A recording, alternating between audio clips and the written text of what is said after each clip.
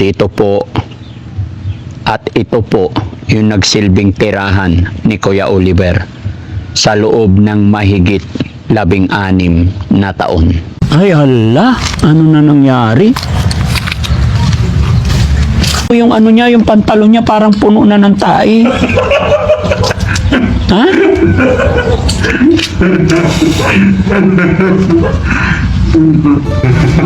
Ay parang naging baboy talaga, grabe. Umawa naman, ginawa na parang na siyang baboy. Ano na masasabi mo, Tay, sa mga taong nagsasabi na matigas daw yung dibdib nyo, puso nyo kasi pinabayaan mo daw yung kapatid? Mga kababayan, mga kabarangay, no? Mapagpalang hapon po sa atin lahat. Panibagong araw, panibagong vlog. Mapapansin nyo mga kababayan at nakikita nyo itong nasa likuran ko. Dito po at ito po yung nagsilbing tirahan ni Kuya Oliver sa loob ng mahigit 16 na taon, mga kababayan. Kaya po ako bumalik dito mga kababayan para alamin at linawin ano nga ba talaga ang nangyari kay Kuya Oliver. Bagamat sa araw na ito mga kababayan ay nasa mabuting kalagayan na si Kuya Oliver, dahil nakaraang araw po ay nadala na natin siya sa bahay pagamutan. Ang gagawin na lang ng Team Daddy Frankie ay bisitahin, titignan ko ano ang mga nangyayari sa kanya. Pero mga kababayan, mga kabarangay, mula po noong hinatid namin siya sa bahay pagamutan, kasama ko ang isa sa kanyang kapatid. Marami akong nalaman galing sa kanyang kapatid. Alam kong isa rin po kayo na maraming katanungan. Bakit nga ba ganon ang nangyari kay Kuya Oliver? Na may 6 na kapatid, pero bakit parang pinahirapan siya ng gusto? Ano nga po ba ang misteryosong bumabalot sa buhay ni Kuya Oliver? Kung mapapansin nyo mga kababayan, mula rito sa aking kinatatayuan, sa likuran ng kanyang kulungan, matatanaw na po dito ang bahay ng kanyang kapatid, isa sa kanyang kapatid. At ayon pa sa kapatid ni Kuya Oliver, nandito lang din ang ibang kapatid paikot sa lugar na ito. Pero ang tanong mga kababayan, ano nga ba ang nagawa ni Kuya Oliver? Bakit ganun nakalupit ang kanyang dinanas? May nagawa ba siyang kalokohan? May nagawa ba siyang kasalanan? At nagawa siyang ikulong sa loob ng ilang taon?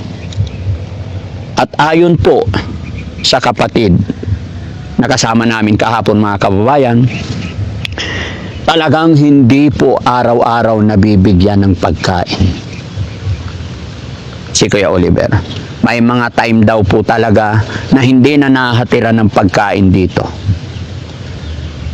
Naglagay na lang daw po ang kanyang kuya ng isang balding tubig sa harapan ng pintuan na yan, at yun din yung nadatnan namin nung unang-una kong pagpunta dito.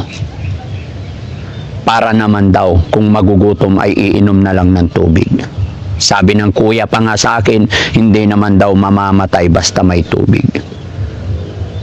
So nung binanggit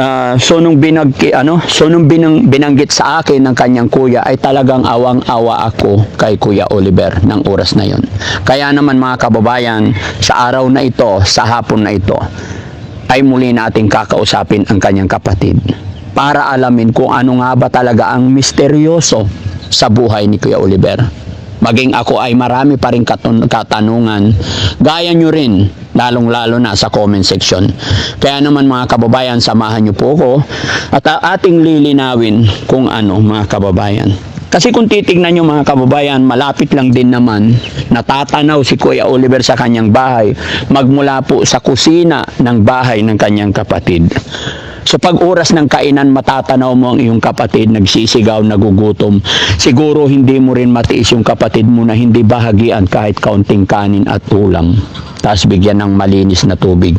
Pero bakit nga ba ganun ang nangyari sa kanya? Mga kababayan, samahan niyo po ako, sabay-sabay nating alamin ang kwento talaga ng buhay ni Kuya Oliver.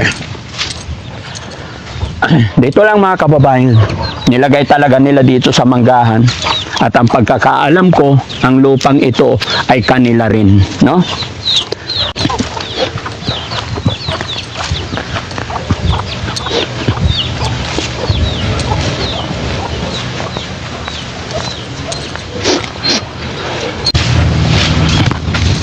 Hello, Tay.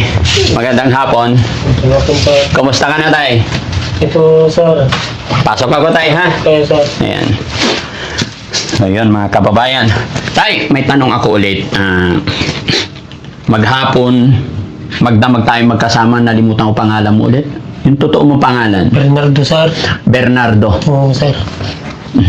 So, Tay, kaya kami nandito, gusto ko kasing malaman yung kwento, totoong nangyari kay Kuya Oliver. Pero bago ang lahat, Tay, gusto kong ipakilala muna ikaw sa ating mga tagapanood, no? Ilan po kayo magkakapatid, Tay, talaga? 6, sir. 6 talaga kayo. Okay, so nasaan yung iba mong mga kapatid? Baka nandun sa bukid doon siguro, sir. Pero ang bahay po nila, Doon sa kabila ng kuya ko, sir. kabila lang yung bahay nyo. Oo, sir. Ilan ang anak ng kuya nyo nandyan? 4, sir. Okay. Tapos yung iba pang kapatid nyo, bukod. Doon sa Banger. Makati, sir. Kaya, Tay, kung nahirapan kang magtagalog, okay lang Ilocano mo yung iba. Mga kababayan, ipagpaumanhin nyo po, nagsabi po sa akin si Tatay na hindi pala siya masyadong maalam magtagalog. At si Tatay na siyang nagbibigay-bigay ng pagkain daw ni Kuya Oliver, ito po ang kanyang sitwasyon, ito ang kanilang pamumuhay. Kaya siguro, no, sa hirap ng buhay. So yung mga kapatid mo, Tay, ay ilan yung babae, Tay, nakwento mo sa akin? 2? 2, sir. Tapos 4 na lalaki. Oo, sir. Bunsong lalaki si Kuya Oliver. Bunso, sir. Pang ilan po kayo, Tay? Pangalawa po, sir. Pangalawa. Ilan naman ang anak niyo po? 3, sir. Asaan na asawa niyo po? Ay, wala na, sir. Bakit po, nasaan? Namatay na, sir. Namatay Biyuda na rin ako, sir. Biyudo ka na po. Ilang taon na nakalipas? 4 na taon na, sir. Buti hindi na po kayo nag-asawa. Hindi pa naman, sir. Pero mag-aasawa ka pa ho. Ay, hindi ko alam, sir. Hindi ko masasagot yung salita niyo kung mag-asawa o hindi pa. Bakit po? Kasi, sir, sa hirap ng buhay, sir. Pero may nililigawan ka naman, wala? Ay, wala, sir. Wala. Kumusta naman yung mga anak niyo po na 3? In concern naman, ayos naman ng kwan nila. Sino kasama niyo dito nakatira? Yung 3 niyong anak? Yung isa lang, sir, yung babaeng kong anak, kasama ko. Ano po? Yung babaeng yung anak na yung kasama ko dito sa bahay. Anak niyong babae ang kasama niyo rito. Oo, sir. Yung iba, 2 niyo pang anak, asan na po sila? May pamilya na, sir. I see. Okay. Pero Tay, sige, matanong ko lang, balikan natin po si Kuya Oliver kasi pasensya ka na, Tay, no?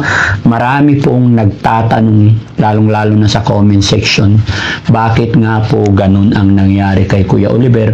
Bakit sa loob ng 16 na taon, hindi man lang siya nadala sa pagamutan? Pero nakita mo naman yung ginawa natin kahapon. Diba?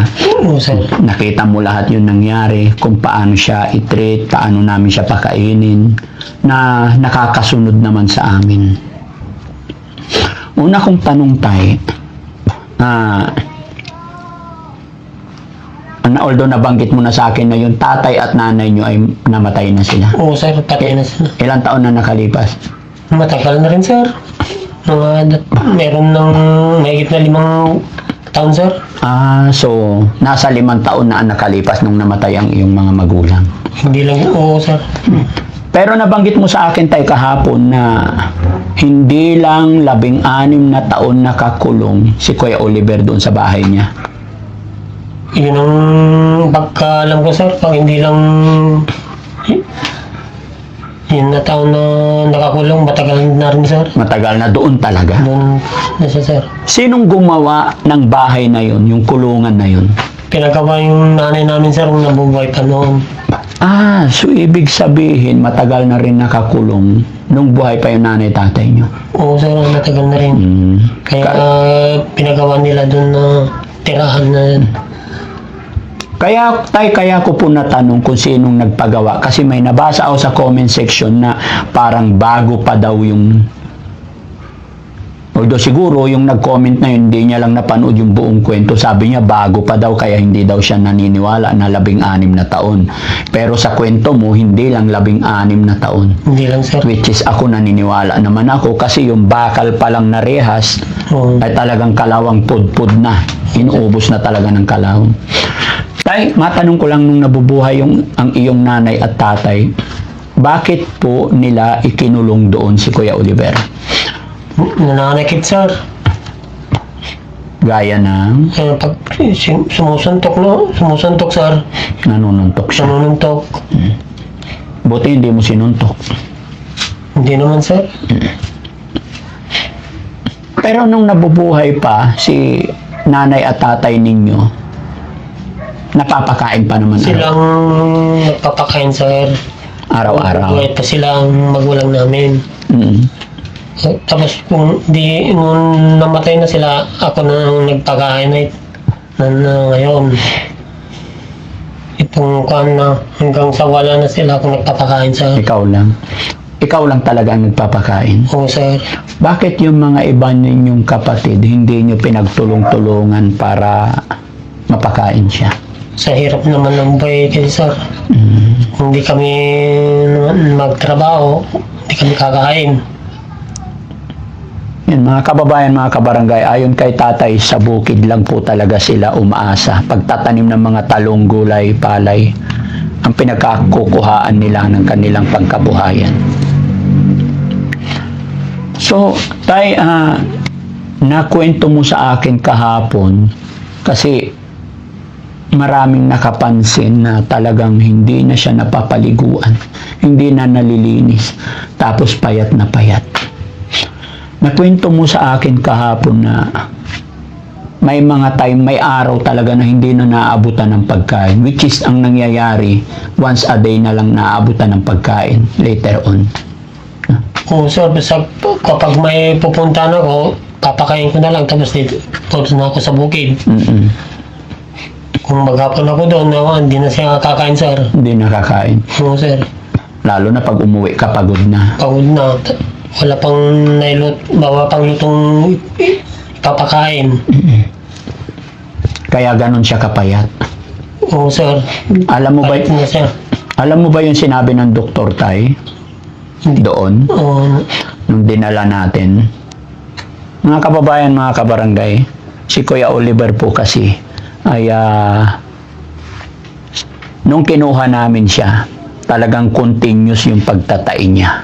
Hindi po tumitigil. Mabuti na lang nung pangatlong araw ay natigil ang kanyang pagtatai. Dahil siguro nung natanggal natin siya dun sa kanyang kular na basang-basa na kakain. Ang sakit po niya, mga kababayan, ayon sa doktor, ay nakakahawa, may virus po yung kanyang pupo na pwedeng makahawa. Mabuti na lang po ay naka-ready tayo sa mga bagay-bagay at may mga alam tayo kung paano i-handle yung mga ganun. Kung makita nyo lang, mga kababayan, yung nangyari kahapon sa amin dun sa pagamutan, sa waiting area pa lang talagang nagkalat. Nakita mo tayo nung nagkalat si Kuya Oliver kahapon, di ba? Oo, sir. Kasama ka. Tinalitan namin ng cancer, diapers niya. Nakita kasi ng doktor, mga kababayan, na nagkalat si Kuya Oliver. Kaya kami umabot ng magdamag kasi aalis na sana kami, pababayaan na sana kami, kumbaga okay na ang lahat. Pero nung nakita nila yung dumi ni Kuya Oliver, ay nalaman nila, pina-check up nila, in-examine pa. Kaya umabot kami doon ng isang araw at magdamag na nakakaawa. Pero okay na po siya ngayon mga kababayan dahil nasa kanilang pangangalaga na. Kaya salamat po sa mga doktor natin na mababait at nag-assist. Mga kababayan, kaya po wala kaming video dahil yun po ang protocol pagpasok natin sa bahay pagamutan ay wala talagang video. So ayaw namin na makabiolate, ma-break yung kanilang mga rules, kaya minabuti talaga ng team na sumunod para sa susunod pa natin mga dadalhin or may mga punta pa tayo doon ay hindi tayo magkakaroon ng problema, no? Pero sa ngayon okay na siya at hihintayin na lang natin, no? So ibig sabihin tay, nung sinabi mo sa akin kahapon na may mga time na, may mga araw na hindi mo na siya mabigyan ng pagkain kasi sa busy ka or wala ka. So, walang trabaho.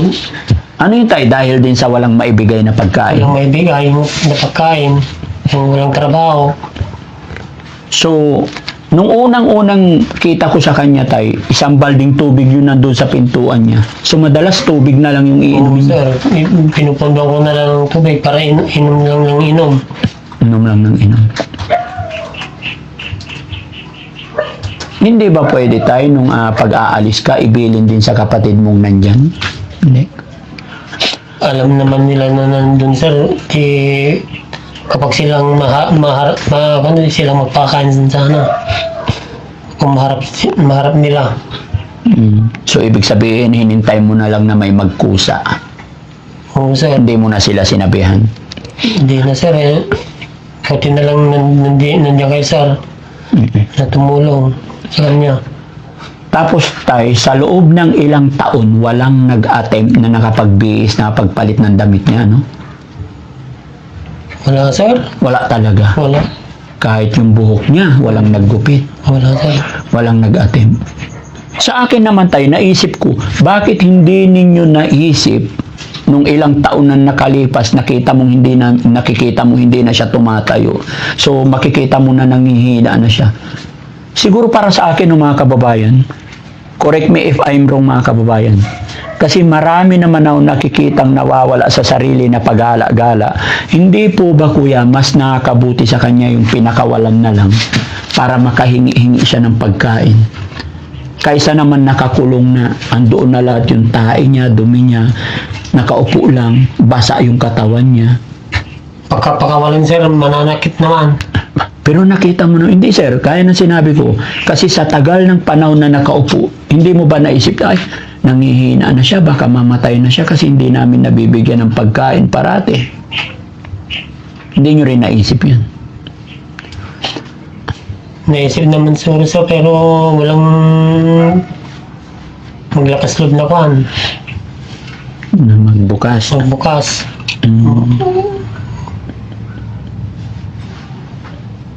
Pero, tay, mula nung nakuha namin siya, kinuha namin, anong sabi ng mga kapatid mo dito? Wala ka naman na sinabi sa akin, sir.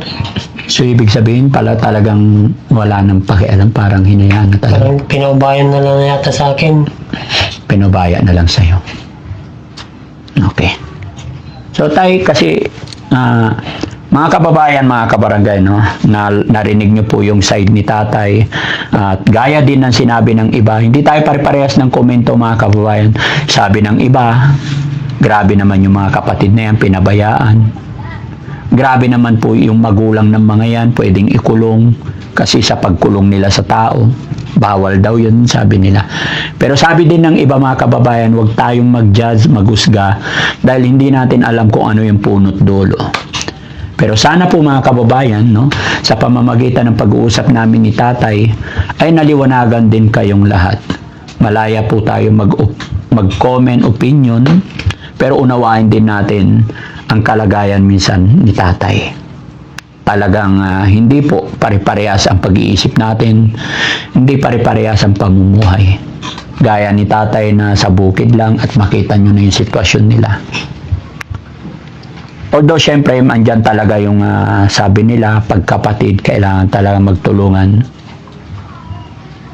sa lahat ng bagay. Pero gaya na aking sinabi mga kababayan, hindi nga po tayo pare-parehas.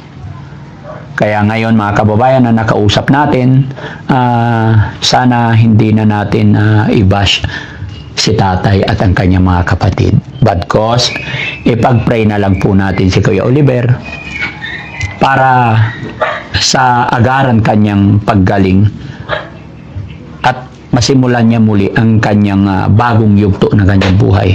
Tay, sabi mo nahihirapan kang magsalita ng Tagalog.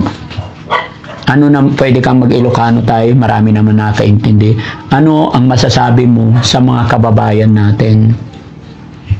Ang masasabi ko sa kababayan, tulungan natin ng kapatid ko para gumaling at ipag-pray natin. Kung sino man nakakapanood nito, yun lang ang sasabihin ko sa inyo. Tulungan natin at ipag-pray. Ano na ang masasabi mo, Tay, sa mga taong nagsasabi na matigas daw yung dibdib nyo, puso nyo kasi pinabayaan mo daw yung kapatid mo?